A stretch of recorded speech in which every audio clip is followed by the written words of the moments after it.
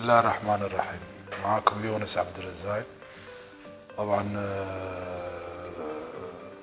مجرد شرح بسيط ابتدى شلون عندي الألم على الصدر. كان ابتدي في الليل طبعا وقت النوم، فكنت أحس إنه هي غازات، وابتديت أزور مستشفى.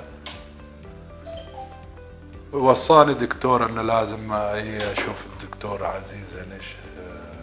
طبعا ما أعطاني بالاسم، بس قال لي في دكتور موجود في تخصصي جايبينه جديد.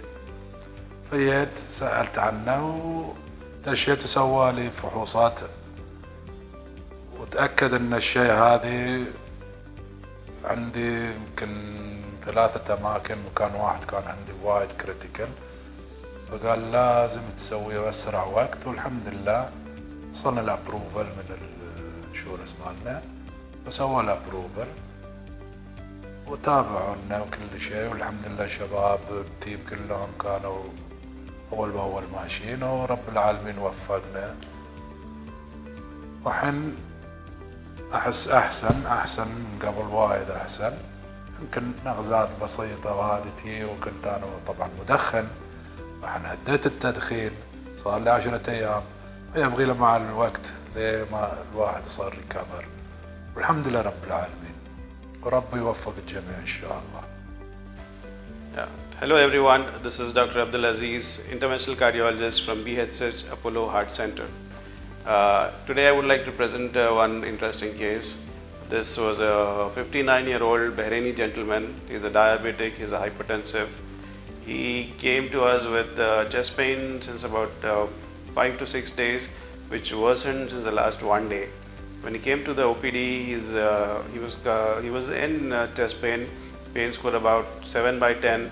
His ECG showed T inversion V1 to V6, deep T inversions in V1 to V6. And when we did an echo, the echo showed a regional wall motion abnormality. One part of the heart was not moving as it should, as the other parts of the heart were contracting very well. So we decided that he has a heart problem going on. We did his blood test, that is a cardiac troponins, which came out to be elevated. So we made a diagnosis of non-ST elevation MI.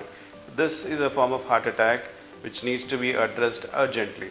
So we took him for angiography after explaining to him what he is going through, and then we found a very critical block, almost a 95% block in his left anterior descending artery. Also incidentally, he had 2 blocks in the right coronary artery which also needed to be fixed.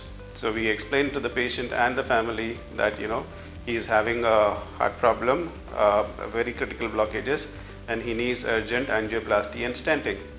We did the stenting, and we put in 1 stent in the left anterior descending artery, and he required 2 stents in the right coronary artery. This was done last week, and he stayed in the hospital for 2 days, and he was discharged after that. He has come back for follow-up today and is doing very well. I will show you the images now so you can get a better understanding. Okay, so this is the angiography of this patient that I showed you, that I was talking about. So this is the block that you can see here. I'll freeze it for you so you can make a better view here. So you can see that there is a very tight block in this artery. This is the left anterior descending artery, which was responsible for his current symptoms.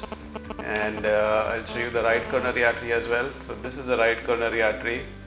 It showed 2 different lesions. One was about 80% here, another block was about 70% here. So we decided that he needs angioplasty, and we did the angioplasty. I will show you the angioplasty now. So this is the blockage again that you can see, very tight blockage. And what we do is we put in a wire through that blockage, and we put in a balloon. We dilated this with the balloon. This is the balloon that you can see here. And after dilating with the balloon, you will see some flow is established. You see there is flow is established now. And then we put the stent. I will show you the stent as well. So this is the stent being implanted, very nicely expanded, fully expanded stent. And then after the stent is expanded, you can see very nice flow here. So you saw a very tight critical block there. Now it is all clear. Then we came to the right side. This is the right side again, showing there are 2 blockages. So same process again. We put in a wire first, and then over the wire the stent goes through. This is the first stent that is implanted. The This is in the mid part of the right coronary artery, and then we implant the second stent. This is the second stent, and the second stent gets implanted. Yeah, so this is the second stent getting implanted. And after the second stent is implanted, you see the result. This is the final result. So you can see very well expanded stents with brisk flow in the coronary artery. So this patient was discharged after 2 days and he's doing very well.